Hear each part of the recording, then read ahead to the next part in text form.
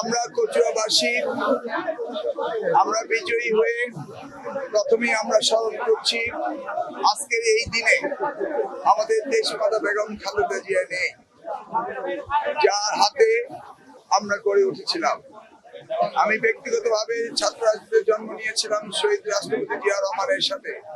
আজকে ওনাদের দুইজনের সমাধিতে এসেছি আমরা স্মরণ করতে, দোয়া মাগফিরাত করতে, আল্লাহর কাছে কামনা করতে যে শহীদ জিয়া বেগম জিয়ার জন্য আল্লাহ তাদেরকে জান্নাতুল ফেরদাউস দেন। আমরা আগামী দিনে শপথ গ্রহণ করব জনাব তারেক রহমানের নেতৃত্বে আমরা আগামী বাংলাদেশ গড়ে তুলব, এই প্রত্যাশা ব্যক্ত করি। আপনাদের সকলকে ধন্যবাদ দিয়ে বিদায়। ভাই, একটা প্রশ্ন, মানে সবাই গুঞ্জন উঠছে যে আপনি শিক্ষামন্ত্রী হচ্ছেন, যদি হন তাহলে আপনার কি কার্যক্রম থাকবে এই শিক্ষা ক্ষেত্রে?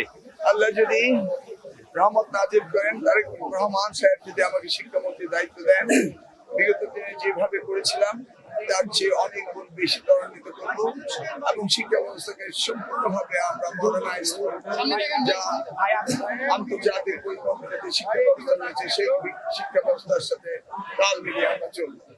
বিভিন্ন জায়গায় মানে সন্ত্রাসী কর্মকাণ্ডের কথা বলছে বিরোধী দল, সেক্ষেত্রে আপনার বার্তা কি? আমাদের দল কোনো সন্ত্রাসী কার্যক্রমে লিপ্ত হতে পারে না, হবে না, এটা আমরা নিশ্চিত করতে পারি। জন্য আপনার কি মেসেজ? বাংলাদেশের সেরা উপজেলা, শিক্ষা উপজেলা বানাবো কচুয়াকে।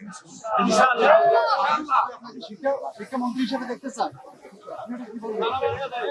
আমি জনগণকে বলবো আমার জন্য দোয়া করেন। যদি আল্লাহ আমাকে সেই দায়িত্ব জনাব তারেক রহমানের হাতে দেন, আমি নিশ্চিত ভবিষ্যৎ বাংলাদেশ, আগামীর বাংলাদেশকে গড়ে তুলবো ইনশাল্লাহ জনাব তারেক রহমানের নেতৃত্বে।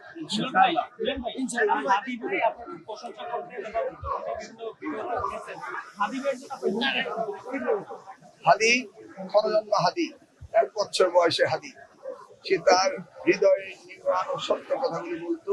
তার উপলব্ধি থেকে সে দেখেছে আমি শিক্ষার জন্য কি কাজ করেছিলাম, সেই কথাগুলো সে বলে দিয়েছে।